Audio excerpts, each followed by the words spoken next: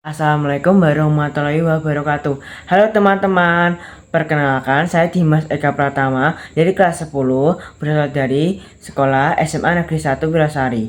Nah, di sini saya akan menjelaskan tentang apa itu bank sentral dari pengertian, tujuan, fungsi, tugas, dan wewenang. Nah, apa sih itu bank sentral? Yuk kita bahas. Bank sentral adalah instansi perbankan yang memiliki tanggung jawab untuk kebijakan moneter di suatu wilayah. Dapat dimaknai pula pengertian bank sentral adalah pihak yang berperan menjaga stabilitas harga atau nilai mata uang di sebuah negara. Dari pengertian bank sentral dapat disimpulkan bahwa harus bisa mengendalikan tingkat inflasi. Bank Indonesia atau BI sebagai bank sentral memiliki satu tujuan tunggal, yaitu mencapai dan menstabilkan nilai mata rupiah. Kestabilan nilai rupiah ini mengandung dua aspek, yaitu kestabilan terhadap barang atau jasa dan kestabilan terhadap mata uang negara lain. Seperti mencapai dan memelihara kestabilan nilai rupiah, menetapkan dan melaksanakan kebijakan moneter, serta mengatur dan menjaga pembayaran stabilitas sistem keuangan. Pada dasarnya, fungsi utama berdasarkan pengertian bank sentral yaitu menetapkan dan melaksanakan kebijakan moneter, mengatur dan menjaga kelancaran pembayaran, serta mengatur dan melakukan pengawasan terhadap bank umum. Di Indonesia, Bank Indonesia adalah salah satu bank sentral yang memiliki otoritas sedemikian. Nah teman-teman, di sini saya akan menyebutkan 3 fungsi bank sentral. Apa aja sih itu? Yuk kita dengarkan. Fungsi bank sentral yang pertama yaitu menetapkan dan menjalankan kebijakan moneter.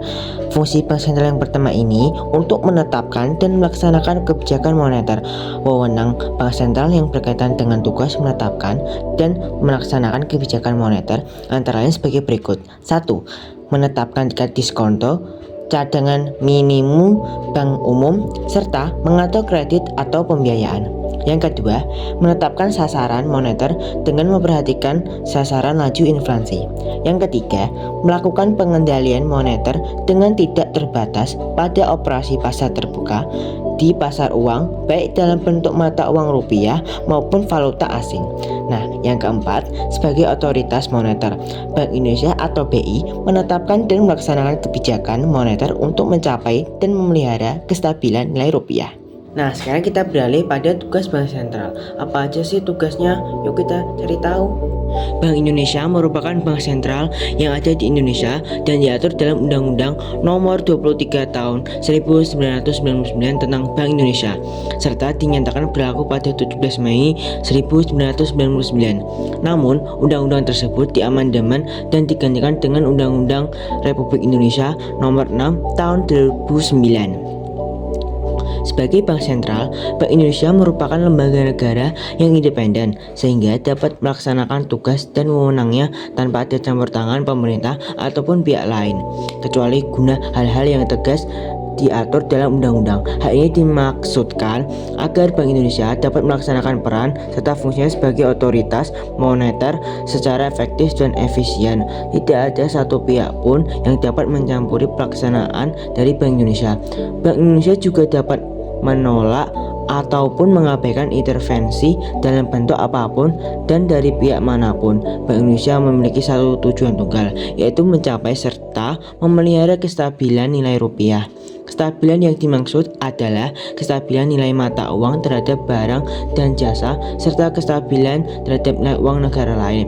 Berikut tugas dari Bank Sentral di Indonesia menurut laman Dewan Perwakilan Rakyat atau DPR. 1. Menetapkan dan melaksanakan kebijakan moneter.